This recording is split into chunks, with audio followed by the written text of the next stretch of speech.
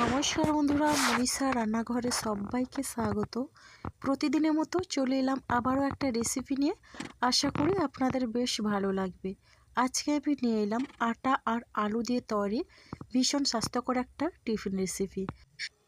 তাহলে চলুন বন্ধুরা রেসিপিটি শুরু করি আর দেখে নেওয়া যাক এই রেসিপির জন্যে আমার কী কী উপকরণ লাগে।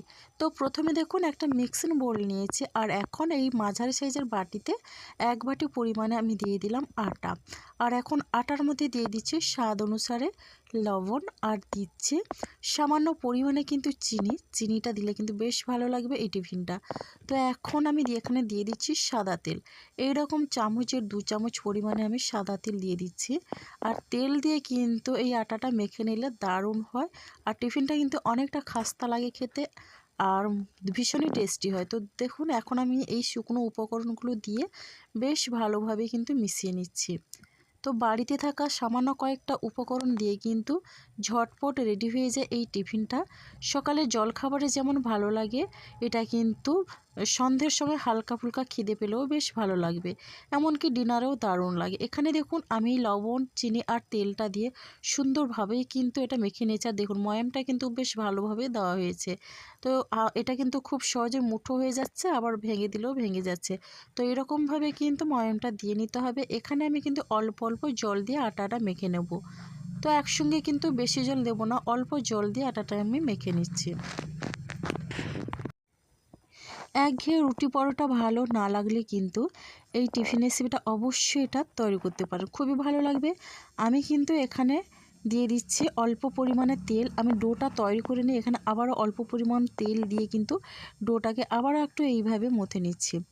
তো দেখুন এখন কিন্তু আমার ডোটা রেডি হয়ে গেছে পুরোপুরি। আর এখন আমি এখানে ঢাকনা দিয়ে 10 মিনিটের মতো রেস্টে রেখে দেবো, তাহলে কিন্তু টিফিনটা বেশ ভালো হবে। এদিকে দেখুন নিয়েছি মিক্সিং জার আর মিক্সিং জারের মধ্যে দিয়ে দিচ্ছি কড়াইশুঁটি।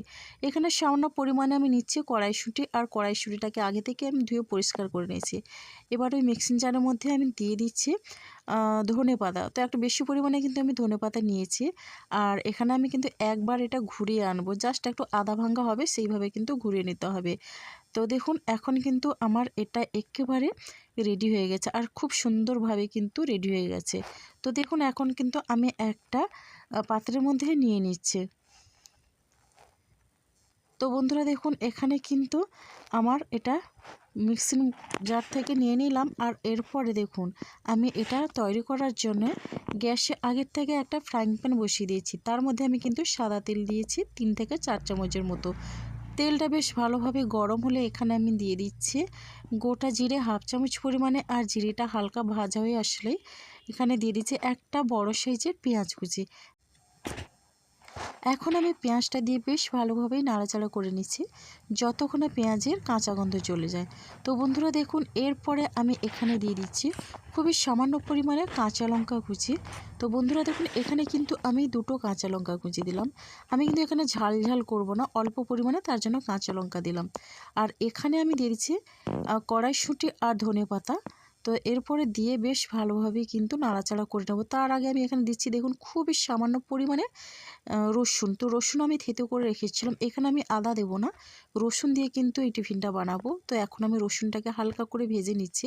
যেহেতু রসুনের একটা কাঁচা গন্ধ থাকে, তো এই কাঁচা গন্ধটা যতক্ষণ না যাচ্ছে আমি কিন্তু এইভাবে একটু নাড়াচাড়া করে নিচ্ছি। তো এরপরে কিন্তু আমি এই কড়াইশুঁটি আর ধনেপাতা বেশ ভালোভাবে মিশিয়ে নিচ্ছি। তো এই টিফিনটা একবার হলেও আপনারা ট্রাই করবেন, দেখবেন বেশ ভালো লাগবে। বাচ্চা বড় সবার কিন্তু বেশ পছন্দ হবে। বাচ্চাদের স্কুল টিফিন বক্সে যেমন ভালো লাগে, অফিসের লাঞ্চ বক্সেও দারুণ লাগবে। তো এখানে একটা আমি সেদ্ধ আলু নিয়েছি আর আলুটাকে এইভাবে গ্রেট করে দিয়ে দিলাম। আর এখানে আমি কিন্তু শুধুমাত্র একটা আলুই দিয়েছি, আলুটা কিন্তু পরিমাণে কম দিতে হবে। আর দেখুন আমি কিন্তু এই সব কিছুর পরিমাণ আমি আটার পরিমাণ অনুযায়ী নিয়েছি। আমি কিন্তু টিফিনটা একটু কম পরিমাণে বানাবো, তার জন্য সব কিছু পরিমাণটা অনেকটা কম আছে। এরপরে আমি স্বাদ অনুসারে এখানে দিয়ে দিচ্ছি লবণ, কালারের জন্য দিয়ে দিচ্ছি সামান্য পরিমাণে হলুদের গুঁড়ো, আর দিয়ে দিচ্ছি এখানে ভাজা মশলা। তো এটা কিন্তু জিরে, ধনে আর মৌরি এই তিনটেই আমি বেশ ভালোভাবে ভেজে মশলা করে নিয়েছি। আর দেখুন এখন বেশ ভালোভাবেই আমি এটা নাড়াচাড়া করে মিশিয়ে নেব। তো বন্ধুরা আমি কিন্তু অল্প মশলায় এই টিফিনটা বানিয়ে নিচ্ছি। আর এই টিফিন বানানোর জন্য কিন্তু বেশি মশলার প্রয়োজন হয় না, সামান্য কয়েকটা মশলা আর সবজি দিয়ে কিন্তু তৈরি হয়ে যায় এই টিফিনটা। আর দেখুন এখানে কিন্তু আর এই পুরটা রেডি হয়ে গেছে। আর এখন আমি এই পুরটা নামিয়ে ঠান্ডা করে নেব। তো বন্ধুরা দেখুন একটা প্লেটের মধ্যেই কিন্তু আমি পুরটা নিয়ে নিয়েছি। আর এই পুরটা কিন্তু ভীষণই সুন্দর একটা গন্ধ বেরিয়েছে আর খেতেও কিন্তু বেশ ভালো হয়। তো দেখুন এদিকে যে আমি আটাটা মেখে রেখেছিলাম, তো আটাটা আমি আবারও এইভাবে হাত দিয়ে একটু মেখে নিচ্ছি। তাহলে কিন্তু এই আটার ডোটা অনেকটা নরম হবে, তাহলে কিন্তু টিফিনগুলো যখন বানাবো অনেকটা ফুলকো হবে। তো এখন আমি লেচি কেটে নিচ্ছি। আমি ছোট ছোট করে লেচি কেটে নেব। এখানে কিন্তু বড় লেচির প্রয়োজন হবে না, যেহেতু টিফিনগুলো আমার খুব ছোট ছোট হবে। তো দেখুন এইভাবে করে কিন্তু আমি এই ডোটা থেকে 5টা লেচি কেটে নিচ্ছি। তো এখানে আমার লেচিগুলো কাটা হয়ে গেল। আর এখন আমি একটা করে বেলে নেব। তো দেখুন এখানে আটা নিয়েছি আর আটা দিয়ে প্রথমে আমি বেলে নেব। বন্ধুরা এই রেসিপিটা কিন্তু যে কেউ একবার দেখার পরে খুব সহজেই বানিয়ে নিতে পারবে। আর শীতের সন্ধ্যায় হোক সকালে হোক গরম গরম কিন্তু খেতে বেশ ভালো লাগে। যারা রুটি একেবারে খেতে অপছন্দ করেন, যদি এইভাবে আটা দিয়ে এই টিফিনটা বানিয়ে নেন তাহলে কিন্তু বেশ ভালো লাগবে। তো দেখুন বন্ধুরা এখন আমি কড়াইশুঁটি আর আলুর পুরটা এখানে দিয়ে দিচ্ছি। আর এইভাবে করে আমি মাঝখান বরাবর দিলাম। এখন আমি এটা ভাঁজ করে নেব। তো দেখুন আমি কিন্তু এইভাবে মোটা রেখেছি, বেশি পাতলাও করিনি আর বেশি মোটাও করিনি এই রুটিটা। তো এইরকম আমি ভাঁজ দিয়ে নিচ্ছি আর খুব সহজেই হয়ে যাচ্ছে, দেখে বুঝতে পারছেন। বানানো কিন্তু খুবই সহজ। এইভাবে ভাঁজ করে নেওয়ার পরে আটার যেই বেশি অংশটা বাদ হয়ে গেলো এটা কিন্তু আমি বাদ দিয়ে দিচ্ছি। তবে এটা আমি ফেলে দেবো না, এটা কিন্তু আবার একটা টিফিন বানিয়ে নেব। প্রথমে আমি কিন্তু এইভাবে হাতে চাপ দিয়ে বানিয়ে এখন আমি হালকা করে কিন্তু একটু বেলে নিচ্ছি, যাতে পুরটা বেরিয়ে না যায় সেদিকে খেয়াল রাখতে হবে। তো প্রথমে একটা বেলে এইভাবে দেখিয়ে দিলাম, আর এটা না বেলেও তৈরি করা যায়। তো একই রকমভাবে আরও একটা আপনাদের বানিয়ে দেখিয়ে দিচ্ছি বোঝানোর সুবিধার্থে। তো দেখুন এটাও কিন্তু আমি এরকম করে বেলে নিলাম। তো আবারও আমি মাঝখান বরাবর আমি এই পুরটা দিয়ে দিলাম। এবার দেখুন আমি এটা ভাঁজ করে নেব। আর এখানে কিন্তু মশলাটা আপনারা আপনাদের পছন্দ মতো দিতে পারেন। তো দেখুন বন্ধুরা এখন কিন্তু আবারও একটা এইভাবে তৈরি করে নিলাম। আর এটা আমি এইভাবে হাত দিয়ে একটু চেপে চেপে চ্যাপটা করে নিচ্ছি। একটা বেলে দেখিয়েছিলাম আর একটা আমি এই পদ্ধতিতে বানিয়ে দেখালাম। আপনারা চাইলে কিন্তু দু রকমভাবে তৈরি করে নিতে পারবেন। এইগুলো ভেজে নেওয়ার জন্য ফ্রাইং প্যানে আমি আগে থেকে তেলটা গরম করতে দিয়েছি। এখানে সাদা তেল নিয়েছি, অল্প তেল দিয়ে কিন্তু আমি টিফিনগুলো বানিয়ে নেব। তেলটা গরম হয়ে গেছে আর এখন আমি এই টিফিনগুলো দিয়ে দিলাম। এখানে প্রথমে আমি 3টা দিলাম আর এরপরে কিন্তু উল্টে পাল্টে হালকা লাল করে আমি ভেজে নেব। এগুলো কিন্তু খুব সহজেই বানানো যায়, মাত্র কয়েক মিনিটের মধ্যেই তৈরি হয়ে যায়। বানাতে কিন্তু বেশি সময় লাগে না।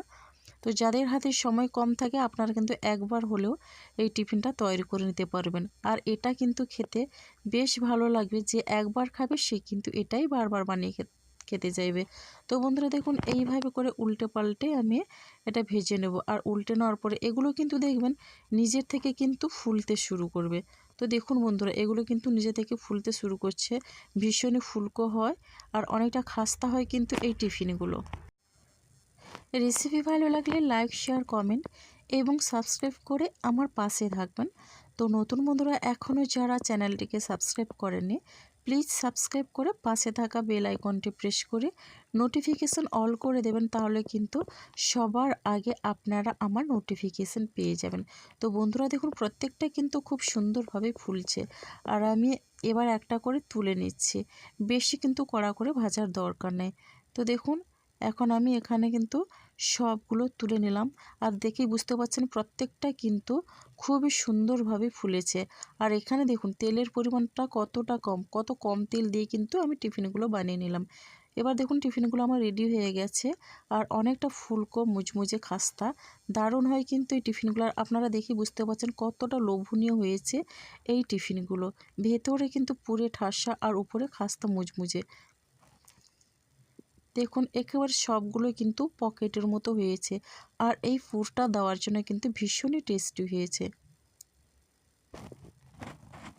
তো আজকে রেসিপিটার জন্য কিন্তু এখানে কোনো রকমে কোনো চাটনির প্রয়োজন হবে না, শুধুমাত্র একটু সস হলেই বেশ লাগবে খেতে। তো দেখুন এখানে আমি নিয়েছি টমেটো সস, আর টমেটো সস দিয়ে কিন্তু আমি এটা পরিবেশন করছি। এটা কিন্তু অনেক সময় কোনো কিছুর প্রয়োজন হয় না, এটা শুধু মুখেও বেশ ভালো লাগে খেতে। তো আজকের রেসিপিটা আমার এই পর্যন্ত, আর আগামীকাল আসবো আবারও একটা নতুন রেসিপি নিয়ে।